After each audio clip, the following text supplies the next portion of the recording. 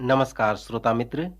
पुराने नियम में परमेश्वर के लोगों का 4 बड़े छुटकारे के विषय में बताया गया है। जब यहूदी लोग अकाल के कारण भूख से मरने वाले थे, तब यूसुफ के द्वारा उन्हें भोजन वस्तुएं मिलीं और इस प्रकार से यहूदियों के जीवन में पहला छुटकारा हुआ। दूसरा छुटकारा निर्गमन की पुस्तक में वर्णित है। जब इस्राएली प्रजा मिस्र की गुलामी में पड़े थे, तब मूसा ने उन्हें छुटकारा दिलाया।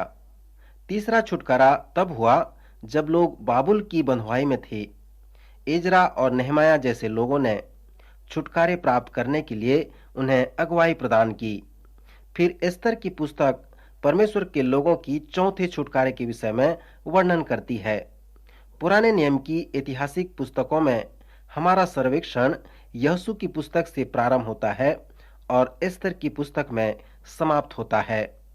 रूत और एस्तर पुस्तक की कहानी दो स्त्रियों के सुंदर चरित्र के विषय में बताते हैं, जिनका परमेश्वर के कार्य के प्रति एक बड़ा योगदान है।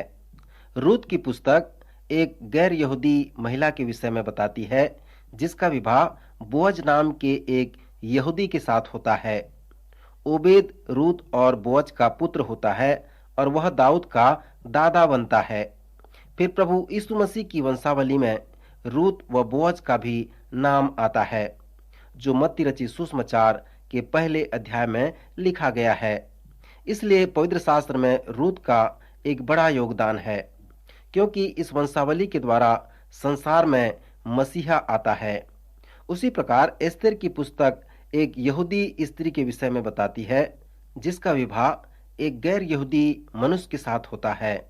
एस्तेर यहूदी लोगों की हत्या व जाति संहार से उनकी रक्षा करती है और उस आने वाले मसीहा के रेखा की रक्षा करती है, जिसमें से होकर मसीहा आने वाला था। रूत की पुस्तक एक सुंदर प्रेम कहानी है, परंतु एस्तेर की पुस्तक एक ड्रामा है, एक नाटक है। इस पुस्तक को ड्रामा बनाकर दिखाया जा सकता है और मैं चाहता हूं कि इस पुस्तक के सर्वेक्षण को इसी तरह से प्रस्तुत करूं। पहला कार्य या पहला पर्दा जो अधिकृत है वो फारस दल द्वारा है और इस दल को फारस व मादे के 127 प्रांतों में कार्य करना था, जिसे फारस के सम्राट के साथ बराबर होना था। इस दल में जिसका केंद्रीय स्वभाव था वो उस रानी का था जो अपनी स्थिति को खो चुकी थी और उसका नाम रानी वस्ती थी। उसके पति का नाम क्षयर्स था। यह 482 बीसी के लगभग था और रानी वस्ती के समय पिछले 6 महीनों से वहां पर एक उत्सव चल रहा था। आप सोच सकते हैं कि यह एक प्रीति भोज वाले लोगों का एक दल था जो 6 महीनों और 1 सप्ताह से चल रहा था और उस उत्सव में एक ही बात के लिए मना किया गया था कि कोई भी व्यक्ति जितना वह चाहता है उससे बढ़कर न पिए। रानी वस्ती ने भी स्त्रियों के लिए अलग व्यवस्था की थी। वह चाहती थी कि ऐसे समय में स्त्रियां अलग रहें तो अच्छा ही होगा। फिर राजा ने अपने सेवा टहल करने वालों से कहा कि रानी वस्ती को राजमुकुट धारण किए हुए राजा के सम्मुख ले आओ, जिससे कि देश देश के लोगों और हाकिमों पर उसकी सुंदरता प्रकट हो जाए, क्योंकि वह देखने में सुंदर थी। परंतु रानी वस्ती ने आने से इनकार कर दिया। मित्र, आप यहाँ पर समझ सकते हैं कि उसने क्यों इनकार कर दिया। ममुकान नाम फारस व मादे के 7 खोजे थे जो राजा का दर्शन करते थे और राजा में मुख्य मुख्य पदों पर नियुक्त किए गए थे। राजा ने पूछा कि रानी वस्ती ने खोजों द्वारा दिलाई गई आज्ञा का उल्लंघन किया है, तो नीति के अनुसार उसके साथ क्या किया जाए। तब ममुकान ने राजा व हाकिमों की उपस्थिति में उत्तर दिया, रानी वस्ती ने जो अनुचित काम किया है वह न केवल राजा से परंतु सब हाकिमों से और उन सब देश के लोगों से भी जो राजा के सब प्रांतों में रहते हैं, क्योंकि रानी के इस कार्य की चर्चा सब स्त्रियों में होगी। और जब यह कहा जाएगा कि राजा ने रानी वस्ती को अपने सामने ले आने की आज्ञा दी परंतु वह न आई, तब वे भी अपने अपने पति को तुच्छ जानने लगेंगी और वे भी रानी की तरह इस प्रकार कहने लगेंगी और इस प्रकार बहुत ही घृणा व क्रोध उत्पन्न होगा। यदि राजा को स्वीकार हो तो यह आज्ञा निकाले और फारसियों और मादियों के कानूनों में यह लिखी भी जाए, जिससे यह कभी बदल न सके, कि रानी वस्ती राजा के सम्मुख कभी आने न पाए और राजा पटरानी का पद किसी दूसरे को दे दे जो उससे अच्छी हो। और जब यह आज्ञा सारे राज्य में सुनाई जाएगी, तब सब पत्नियां अपने अपने पति का आदरमान करती रहेंगी। यह बात राजा व हाकिमों को पसंद आई और राजा ने मुमुकान की सम्मति मान ली और 127 प्रांतों के अक्षरों में और प्रत्येक जाति की भाषा में चिट्ठियां भेजी गईं कि सब पुरुष अपने अपने घर में अधिकार चलाएंगे और अपनी अपनी जाति की भाषा बोला करेंगे। सो पहले भाग के पर्दे में हम रानी वस्ती को फटकारते हुए देखते हैं। फिर एस्तेर की पुस्तक के दूसरे पर्दे में जो सुंदर प्रदर्शन है वो है फारस का प्रदर्शन। फारस व मादे के 127 प्रांतों में से यह सुंदर प्रदर्शन है, परंतु इस प्रदर्शन में कोई साधारण विषय नहीं है। उस परिषद में जो 7 खोजे थे, उन्होंने योजना बनाकर राजा को प्रसन्न करना चाहा। उन्होंने कहा, पूरे फारस मादे में सुंदरता का प्रदर्शन किया जाए और राजा के लिए सुंदर व युवती कुंवारियों को ढूंढी जाए और उन्हें सूसनगढ़ के रनवास में इकट्ठा की जाए और उन्हें शुद्ध करने के योग्य वस्तुएं दी जाए। तब उनमें से जो कुंवारी राजा की दृष्टि में उत्तम ठहरे, वह रानी वस्ती के स्थान पर पटरानी बनाई जाए। मित्र, पवित्र शास्त्र बताती है कि यह बात राजा को पसंद आई और उसने ऐसा ही किया। इस नाटक में हम एक और स्वभाव को देखते हैं जिसका नाम मुर्देके था। वह एक यहूदी था और यरूशलेम से बंधुओं के साथ बंधुआई में गया था, जिन्हें बाबेल के राजा नबूकदनेस्सर यहूदा के राजा यकोन्याह के संग बंधुआ करके ले गया था। उसने अपनी चचेरी बहन को, जो एस्तेर कहलाती थी, पाला पोसा था, क्योंकि उसके माता पिता कोई नहीं थे। वह लड़की सुंदर व रूपवती थी और जब उसके माता पिता मर गए थे, तब मुर्दके ने उसको अपनी बेटी करके पाला पोसा था। राजा के आज्ञा अनुसार एस्तेर को भी राजभवन में स्त्रियों के रखवाले हेक के अधिकार में सौंप दी गई। मुर्दके ने उसे कहा था कि किसी से न कहना कि तू यहूदी है। एस्तेर ने मुर्दके की बात मानी और इस बात को गुप्त रखा। एक दिन जब मुर्दके अपने कार्य पर था और राजभवन के फाटक में बैठा था, तब राजा के खोजे जो द्वारपाल भी थे, उनमें से 2 जनों ने राजा क्षयर्ष से रूठकर उस पर हाथ चलाने की युक्ति की। यह बात मुर्दके को मालूम हुई और उसने एस्तेर रानी को यह बात बताई और एस्तेर ने मुर्दके का नाम लेकर राजा को चितौनी दी। तब जांच पड़ताल होने पर यह बात सच निकली और वे दोनों वृक्ष पर लटका दिए गए।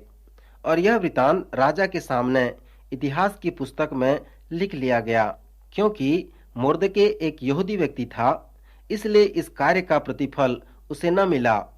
फिर जब एस्तेर को राजा के पास जाने का समय आया, तो वह राजभवन में राजा के पास गई और राजा ने एस्तेर को और सब स्त्रियों से अधिक प्रेम किया और सब कुंवारियों से अधिक उसके अनुग्रह व कृपा की दृष्टि उसी पर हुई। इस कारण उसने उसके सिर पर राजमुकुट रखा और उसको वस्ती के स्थान पर रानी बनाया। और उसके बाद राजा ने अपने सब हाकिमों और कर्मचारियों की बड़ी जेवनार करके उसे एस्तेर की जेवनार कहा और प्रांतों में छुट्टियां दिलाई और अपनी उदारता के योग इनाम भी लोगों को ऊपर बांटा। मित्र, अब फारस और मादे के सिंहासन पर एक यहूदी जवान स्त्री को परमेश्वर ठहरा दिया था। अब हम अपने इस नाटक को तीसरे पर्दे में फारस के शुद्धिकरण के साथ देखते हैं। हामान नाम का एक व्यक्ति था जो फारस व मादे का प्रधानमंत्री था। वह बहुत दुष्ट था। जब वह मार्ग में चलता था, तब सभी लोग उसे झुककर दंडवत किया करते थे, परंतु मुर्दकै जो यहूदी था दंडवत नहीं किया करता था। परंतु यह सुनकर नामान बहुत क्रोधित हुआ। उसने मुर्दके पर हाथ चलाना, अपनी मर्यादा के नीचे जाना, क्योंकि वह एक यहूदी था, सो वहां पर रहने वाले सभी यहूदियों को मुर्दके की जाति जानकर विनाश कर डालने की युक्ति निकाली गई और सभी प्रांतों में इस आशय से चिट्ठी भेजी गई कि 12वें महीने के 13वें दिन को सभी जवान, बूढ़ा, स्त्री, पुरुष, बालक जो यहूदी हैं, घात व नाश किए जाएं और उनकी धन संपत्ति लूट ली जाए। जब मुर्दके को यह पता चला, तब उसने वस्त्र फाड़ा, टाट पहना और राख अपने ऊपर डालकर नगर के मध्य जाकर ऊंचे व दुख भरे शब्द से चिल्लाने लगा। इस प्रकार सब यहूदी विलाप करने और उपवास करके रोने पीटने लगे। आखिरकार मुर्दके ने एस्तेर के पास सब संदेश भिजवा दिया कि उन पर क्या क्या बीत रहा है, और उसने यह भी कहा कि वह राजा के पास जाकर अपने लोगों के प्राण की रक्षा के लिए गिड़गिड़ाए और विनती करे। परंतु एस्तेर ने उसके संदेश का यह उत्तर भिजवाया कि बिना आज्ञा पाए जो कोई भी भीतर आंगन में राजा के पास जाएगा, उसे मार डालने की आज्ञा है। फिर मुर्दके ने उसे यह संदेश भेजा कि यदि तू इस समय चुपचाप रहे तो परमेश्वर और किसी न किसी उपाय से यहूदियों का छुटकारा व उद्धार करेगा, परंतु तू अपने पिता के घराने समेत नाश होगी। फिर क्या जाने परमेश्वर ने इस कठिन समय के लिए तुझे यह राजपद दिया हो। तब एस्तेर ने मुर्दके के पास यह कहला भेजा कि तू जाकर सब यहूदियों को इकट्ठा कर और तुम सब मिलकर मेरे निमित्त उपवास और प्रार्थना करो। 3 दिन और 3 रात तक न तो कुछ खाओ और न पियो, और मैं भी अपनी सहेलियों सहित उसी रीति उपवास करूंगी और राजा के पास भीतर जाऊंगी, और यदि नाश हो गई तो हो गई। मित्र, मैं सोचता हूं कि एस्तेर का यह वचन बहुत अच्छा था, और यह वचन एस्तेर के महानता को दिखाता है। मित्र, फिर उसने कहा कि एस्तेर इन शब्दों के द्वारा उस चुनौती को स्वीकार करती है कि मैं राजा के पास भीतर जाऊंगी, और यदि मैं नाश हो गई तो हो गई। मेरे मित्र, जब एस्तेर राजा की उपस्थिति में गई और राजा ने उसे देखा, तब उसने उससे प्रसन्न होकर सोने का राजदंड जो उसके हाथ में था उसकी ओर बढ़ाया। तब एस्तेर निकट जाकर राजदंड की नोक को छुई। तब राजा ने उससे पूछा, हे एस्तेर रानी, तुझे क्या चाहिए और तू क्या मांगती है? मांग, और मैं तुझे आधा राज्य देने को लिए तैयार हूं। एस्तेर ने कहा, यदि राजा को स्वीकार हो तो आज हामान को साथ लेकर उस जेवनार में आए जो मैंने राजा के लिए तैयार की है। तब मैं अपनी मांग और अपना निवेदन आपको बताऊंगी। एस्तेर बहुत ही बुद्धिमान थी। वह जानती थी कि उसे बताने का सही समय वही होगा। जबकि क्षयर्ष राजा एस्तेर को बहुत प्रेम करता था, उसने हामान के पास जेवनार के लिए निमंत्रण भेज दिया। समाचार पाकर हामान अति आनंदित और मन में प्रसन्न हो गया। उसने बड़े गर्व से अपने मित्रों और कर्मचारियों से कहा कि एस्तेर रानी ने मुझे छोड़ और किसी को राजा के संग अपनी की हुई जेवनार में आने न दिया, और कल के लिए भी राजा के संग उसने मुझी को न्योता दिया है। परंतु जब हामान ने मुर्दके को राजभवन के फाटक के पास देखा, जिसने झुककर उसे दंडवत न किया, तब हामान मुर्दके के विरुद्ध क्रोध से भर गया। तब उसकी पत्नी और उसके सब मित्रों ने हामान से कहा, एक फांसी का खंभा बनाया जाए और बिहान को राजा से कहना कि उस पर मुर्दके लटका दिया जाए। तब तुम राजा के संग आनंद से जेवनार करना। इस बात से प्रसन्न होकर हामान वैसा ही फांसी का एक खंभा बनवाया। ऐसा लगता है कि यह परमेश्वर की योजना थी और यह एस्तेर की पुस्तक का मुख्य विषय था। उस रात राजा को नींद नहीं आई, सो उसने किसी के द्वारा इतिहास की पुस्तक को पढ़वाया ताकि उसे नींद आ सके। जब उसे पढ़ा गया, तब यह लिखा हुआ मिला कि जब राजा क्षयर्ष को हाकिम जो द्वारपाल भी थे, 2 जनों ने राजा पर हाथ चलाने की युक्ति की थी। उसे मुर्दके ने प्रकट किया था। तब राजा ने पूछा, इसके बदले मुर्दके की क्या प्रतिष्ठा और बड़ाई की जाए? राजा के सेवकों ने उसे उत्तर दिया, उसके लिए कुछ भी नहीं किया गया। राजा ने पूछा, आंगन में कौन है? उस समय हामान बाहरी आंगन में इस मनसा से आया था कि जो खम्मा उसने मुर्दके के लिए तैयार किया था, उस पर उसको लटका देने की चर्चा राजा से करे। सेवकों ने राजा से कहा, आंगन में तो हामान खड़ा है। राजा ने कहा, उससे भीतर बुलवा ले आओ। जब हामान भीतर आया, तब राजा ने उससे पूछा, जिस मनुष्य की प्रतिष्ठा राजा करना चाहता है, तो उसके लिए क्या करना उचित होगा?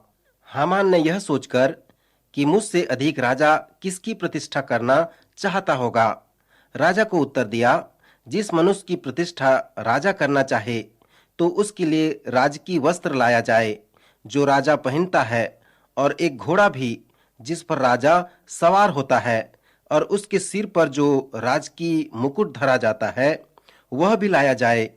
फिर वह वस्त्र और घोड़ा राजा के किसी बड़े हाकिम को सौंप दिया जाए, और जिसकी प्रतिष्ठा राजा करना चाहता हो, उसको वह वस्त्र पहनाया जाए, और उस घोड़े पर सवार करके नगर के चौक में उसे फिराया जाए, और उसके आगे आगे यह प्रचार किया जाए कि जिसकी प्रतिष्ठा राजा करना चाहता है, उसके साथ ऐसा ही किया जाए। फिर राजा ने हामान से कहा, फुर्ती करके अपने कहने के अनुसार उस वस्त्र और उस घोड़े को लेकर उस यहूदी मोर्दके से जो राजभवन के फाटक में बैठा करता है, वैसा ही कर जैसा तूने कहा है, उसमें कुछ भी कमी न होने पाए। तब हामान ने उस वस्त्र और उस घोड़े को लेकर मुर्दके को पहनाया, और उसे घोड़े पर चढ़ाकर नगर के चौक में घुमाया, और इस प्रकार पुकारा कि जिसकी प्रतिष्ठा राजा करना चाहता है, उसके साथ ऐसा ही किया जाए। मित्र, हामान ने राजा की बात मानी। आप उसके नम्रता पर ध्यान करें। वह उस समय एस्तेर के पास जेवनार में जा रहा था, और राजा से आज्ञा लेकर मुर्दके को फांसी में लटकाने वाला था, और सभी यहूदियों को मारने वाला था। और अभी तक उसे यह नहीं पता था कि एस्तेर रानी भी यहूदी है, और मुर्दके के साथ उसका संबंध है। मैं सोचता हूं कि एस्तेर की पुस्तक, इस नाटक का शीर्षक इस प्रकार हो सकता है, अर्थात जो जेवनार में आ रहा है उसका अंदाजा।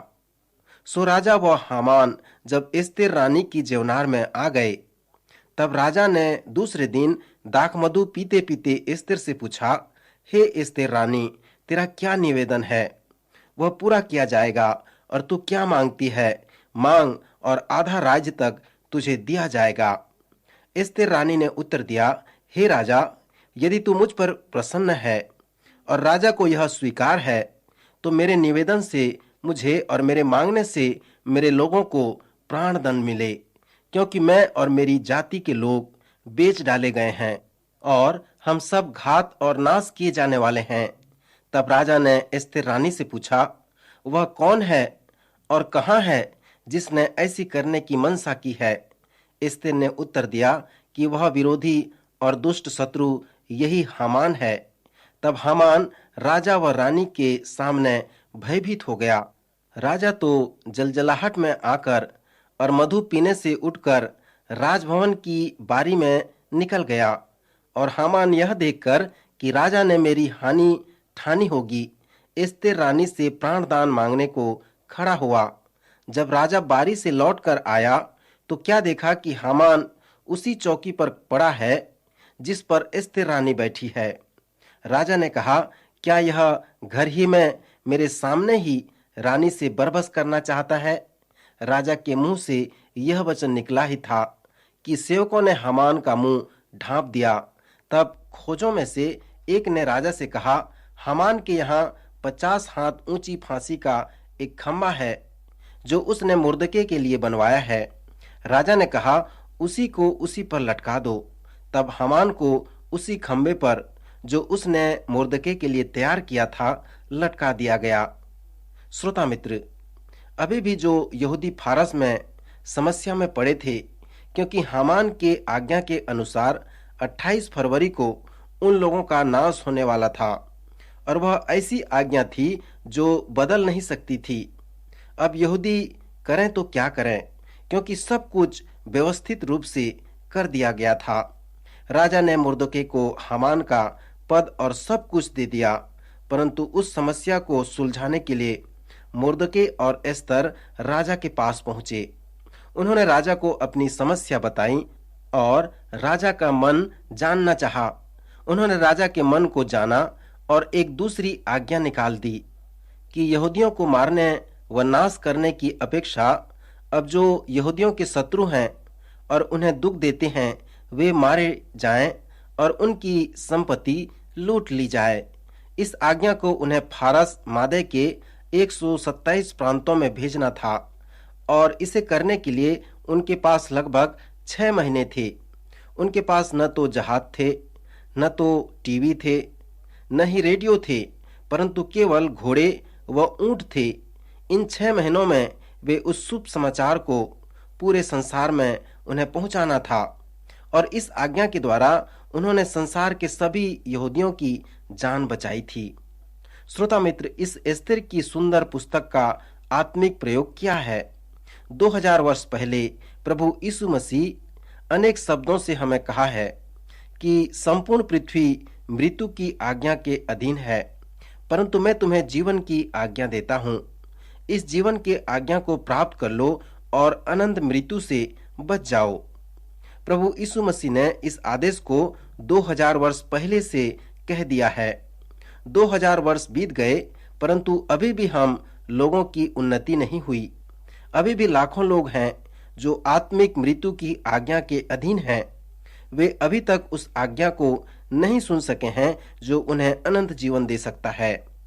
यहाँ पर एक अच्छा प्रश्न है कि क्यों वे लोग 6 महीने में ही संपूर्ण संसार में उस आज्ञा को पहुंचा दिए थे?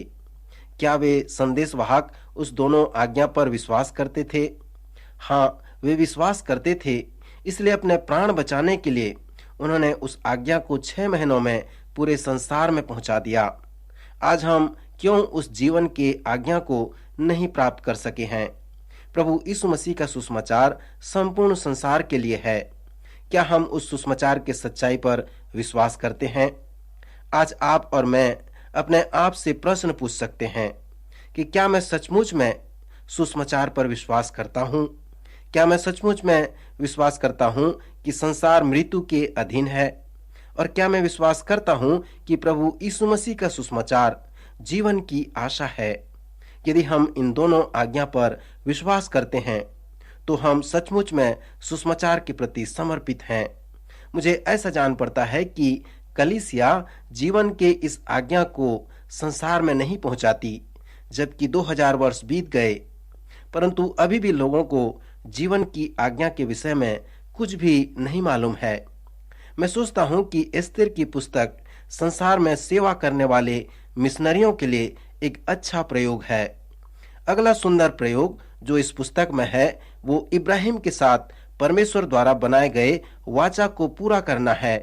परमेश्वर ने इब्राहिम से प्रतिज्ञा की थी कि जो तुझे आशीर्वाद दे उन्हें मैं आशीष दूंगा और जो तुझे कोसे उसे मैं शाप दूंगा। हम देखते हैं कि यह वाचा एस्तेर की पुस्तक में पूरा होती है। एस्तेर की पुस्तक में अगला जो महत्वपूर्ण प्रयोग है वो इस प्रकार है, और वह यूसुफ के जीवन में भी सत्य है, अर्थात जो लोग परमेश्वर से प्रेम रखते हैं उनके लिए सब बातें मिलकर भलाई को उत्पन्न करता है, अर्थात उन्हीं के लिए जो उसकी इच्छा के अनुसार बुलाए गए हैं।